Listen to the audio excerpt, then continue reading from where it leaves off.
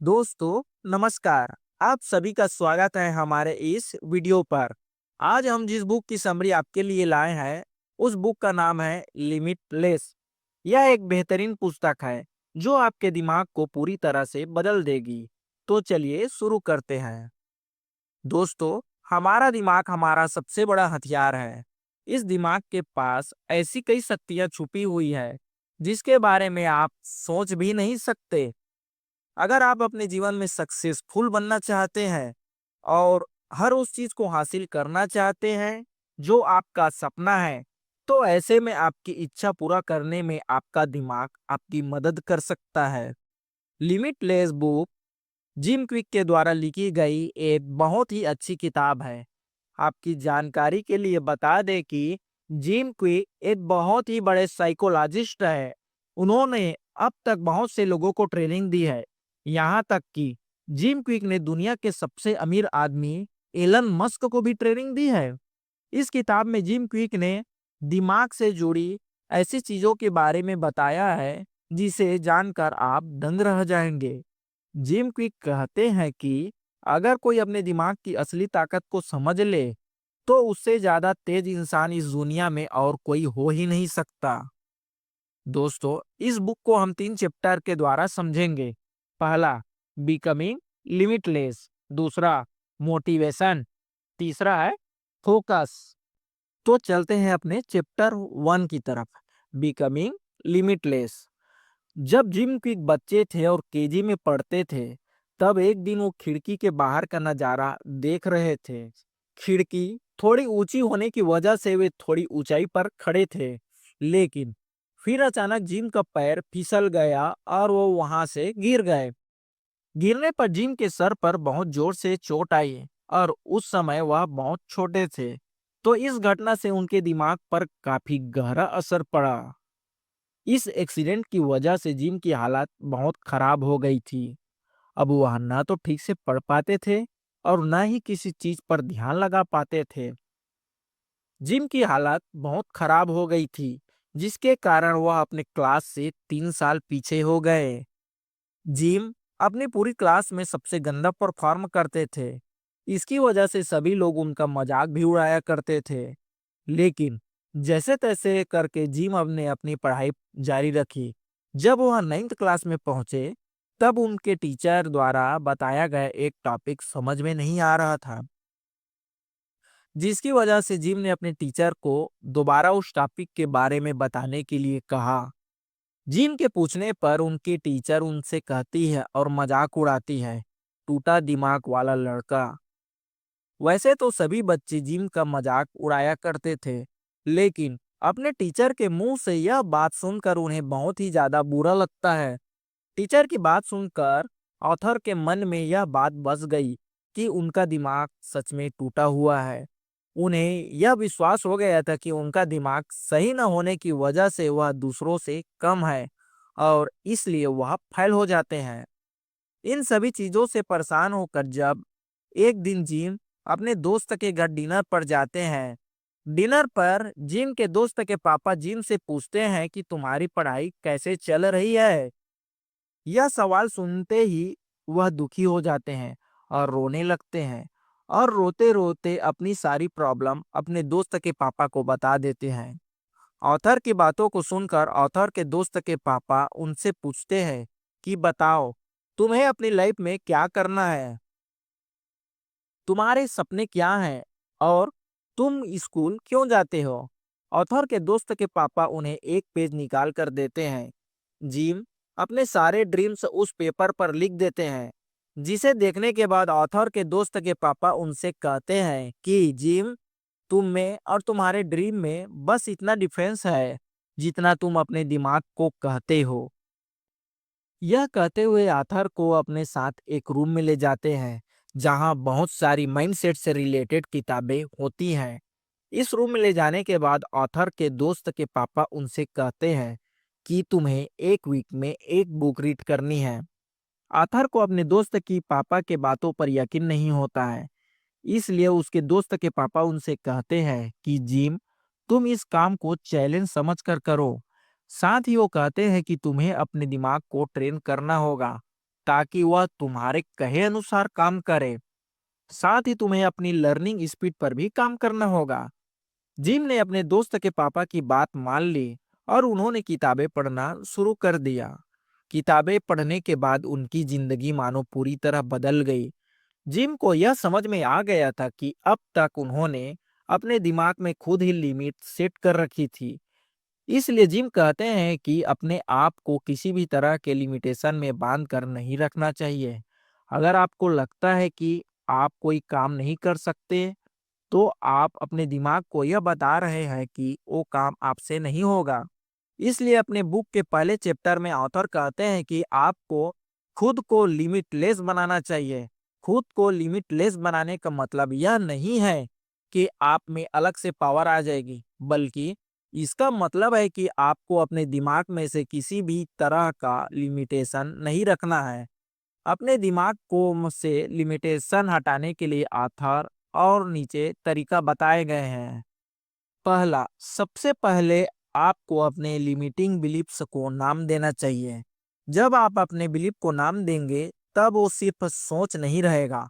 आप समझ जाओगे कि आप किस तरह से सोचते हैं। अपने बिलीफ को नाम देने पर आप अपने थॉट से भी बात कर सकते हैं। दूसरा, अपने थॉट को समझने के बाद आपको यह देखना होगा कि कौन सी चीज है जो आपको आगे बढ़ने से रोक रही है। इस चीज का पता लगाने के बाद आप देखिए कि दूसरे लोग भी आप जैसा ही सोचते हैं। उन्होंने अपने आप को इसी से बाहर कैसे निकाला।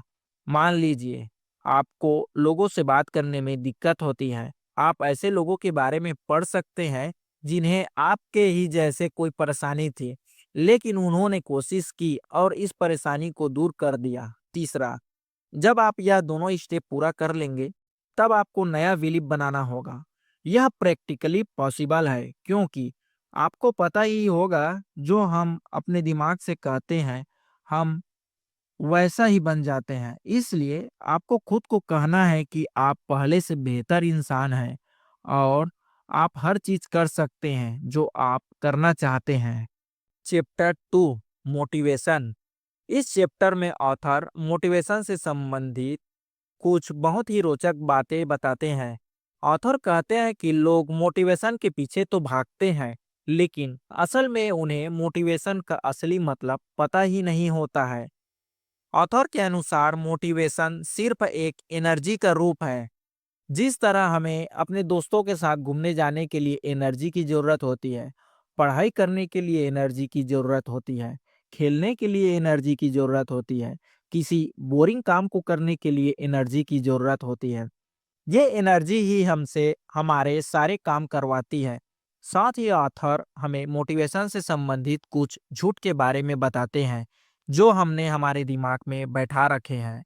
पहला झूठ, मोटिवेशन फिक्स्ड होती है, जबकि असल में ऐसा कुछ भी नहीं है, क्योंकि आप मोटिवेशन को अपने अनुसार बढ़ा सकते हैं। बस आपको यह करना है कि जिस काम को करने के लिए आपको मोटिवेशन की जरूरत है, आप उससे संबंधित ना सारे नॉलेज पहले ही गेन कर लीजिए।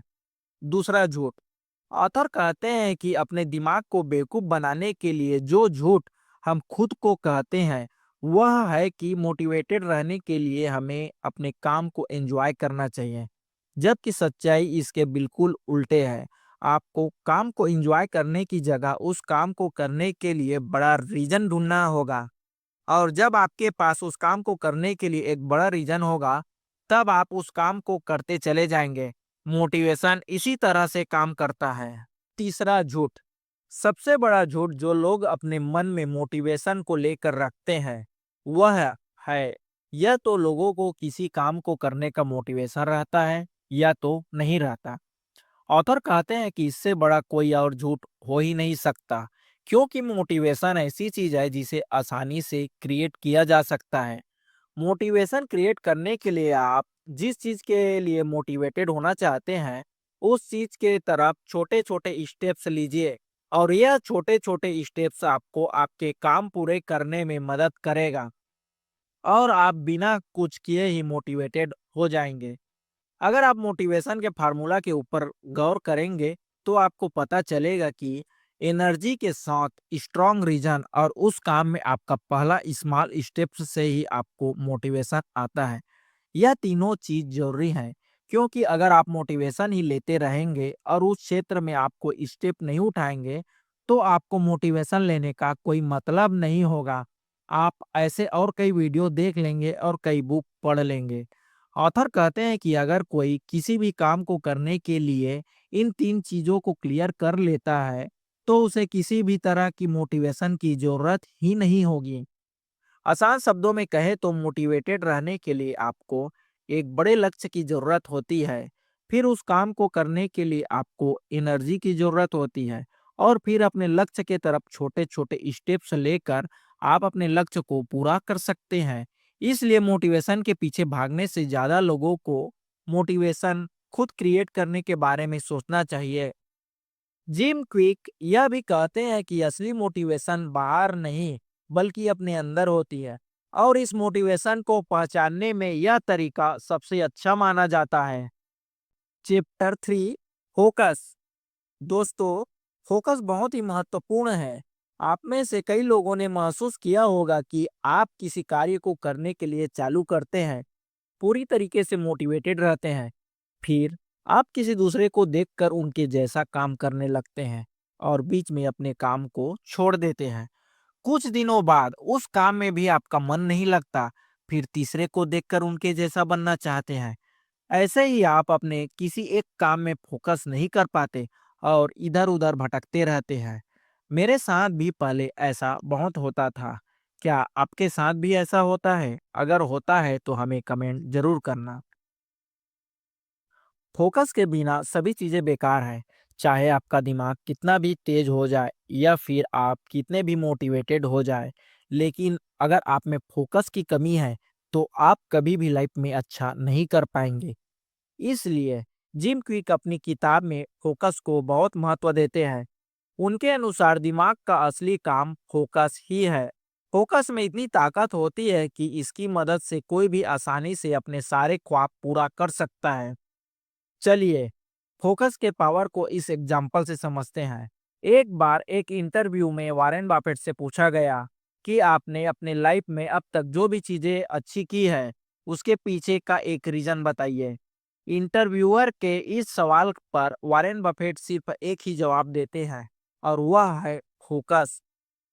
यह सवाल फिर बिल गेट्स से पूछा गया था और उन्होंने भी यही जवाब दिया कि उनके सक्सेस का सबसे बड़ा सीक्रेट भी यही है। स्टीव जॉब्स भी फोकस को उतना ही जरूरी बताते हैं और कहते हैं कि फोकस का मतलब बहुत ही सिंपल है। जब आप दूसरी चीजों को ना बोलकर ये चूज करते हैं कि आपको अपना समय कहाँ देना है, और वहीं आपका फोकस कहलाता है। जिम क्विक कहते हैं कि फोकस ही सिर्फ एक ऐसी चीज है जो एक नॉर्मल परफॉर्मेंस को एक जबरदस्त परफॉर्मेंस पर अलग बनाती है।